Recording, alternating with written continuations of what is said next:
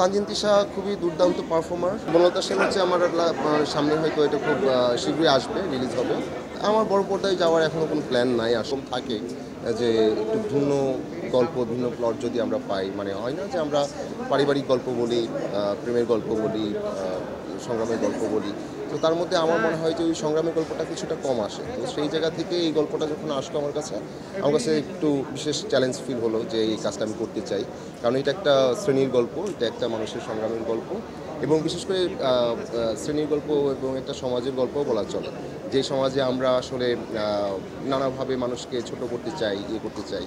তো এই গল্পটা চরিত্র আসলে পেশাগতভাবে হচ্ছে তার বংশ পরম্পরায় হয়ে আসা, এটা অনেকটা যাত্রার মতো, বাট তাও না। আমি যদি বলি যে এই পেশাটায় দেখা যায় একজন গান করেন বা পুরো একটা টিম গান করে, আর একজন হচ্ছে মেয়ে সেজে সেটা পারফর্ম করেন, যেটা মানুষের কাছে উপভোগ্য হয়।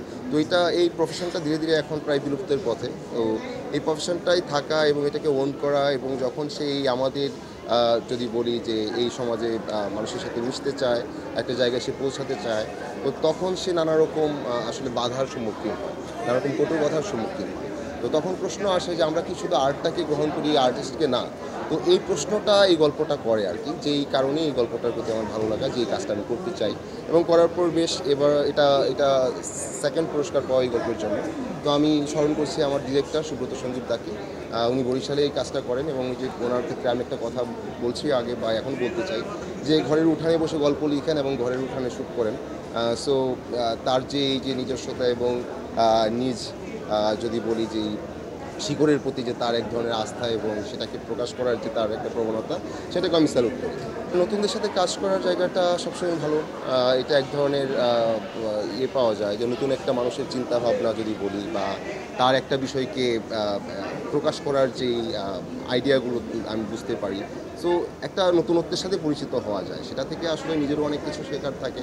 সো আমার কাছে বেশ মনে হয় যে নতুনদের সাথে কাজ করা বেশ মচমচে একটা ফিল কাজ করে আর কি, তখন যে নাইস দেখি ও কীভাবে ভাবছে, ও কীভাবে কাজটা করছে। এবং সাদিমা বেশ ভালো, এবং সাদিমা ভবিষ্যতে আমি মনে করি যে দুর্দান্ত আমাদের একজন অ্যাক্ট্রেস হতে যাচ্ছেন। তার জন্য অনেক শুভকামনা।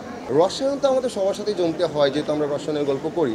সো নতুন পুরাতন সবার সাথেই আমার আসলে রসায়নটা হতে হয় গল্পের সাথে, আমার ক্ষেত্রে আর কি, আমার যদি অবজারভেশন এটাই আমার ক্ষেত্রে, যে আমি গল্পটাকে বিশ্লেষণ করি, এই সিনটাকে কীভাবে আসলে আমি প্রকাশ করব, সেই বিশ্লেষণটা, সেটাই আসলে মেন রসায়ন হয় আর কি।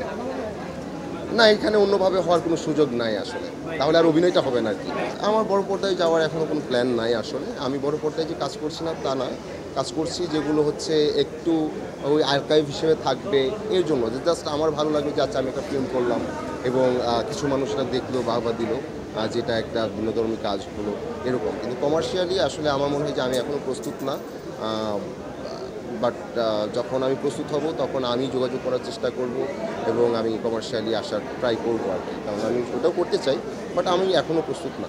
তানজিন তিশা খুবই দুর্দান্ত পারফর্মার এবং দারুণ অভিনেত্রী উনি। ওনার সাথে আমি কাজ করি, তো আমার ক্যারিয়ারের শুরু থেকেই ওনার সাথে আমার কাজ হয়, এবং আমি খুব লাকি যে আমি দারুণ সব অ্যাক্ট্রেসদের এসে পেলাম, তাদের কাছ থেকে আমার অনেক কিছু শেখা।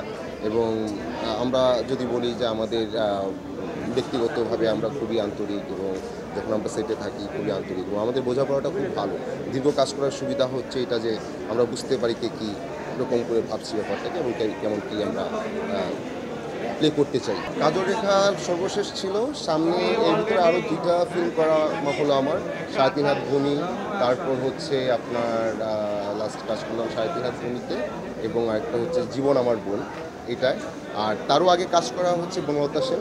তো বনলতা সেন খুব শীঘ্রই আসবে, হয়তো এই বছর বা সামনের ঈদে আসবে, এরকম একটা বছর আসতে পারে, এবং আমি চাই আসুক আর কি। এটাই বললাম যে বনলতা সেন হচ্ছে আমার সামনে হয়তো এটা খুব শীঘ্রই আসবে, রিলিজ হবে হলগুলোতে। তো এটা আশা করছি এই বছর আসতে পারে, যদি না হয় তাহলে সামনের ঈদে আসবে।